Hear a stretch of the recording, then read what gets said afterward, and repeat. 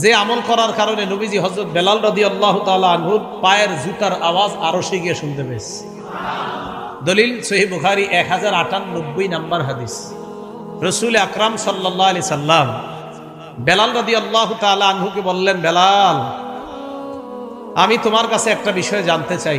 হযরত বেলালকে, হুজুর আপনি আমারে কি জিজ্ঞাসা করবেন? নবীজি বললেন, বেলাল, হাদ্দিসনি বিআরজা আমালিন আমিলতাহু ফিল ইসলাম।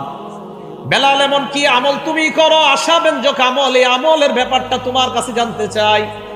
ফাইন্নী সামি'তু দাফানা আলাইকা বাইনা ইয়াদাইয়া ফিল জান্নাহ, আমি জান্নাতে তোমার পায়ের জুতার আওয়াজ শুনতে পাইছি।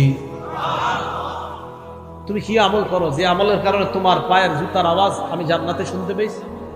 হযরত বেলাল কয়, ইয়া রাসূলুল্লাহ, এমন আশাব্যঞ্জক আমল আমার জানা নাই, তবে হুজুর একটা আমল আমি করি।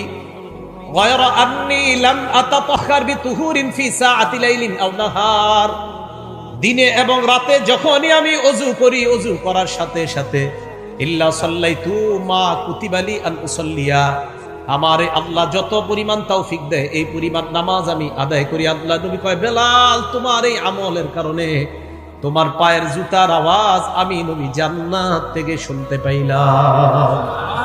তাহিয়াতুল ওযু বলে, কি বলে? ওযু করার পর 2 রাকাত নামাজ আদায় করা।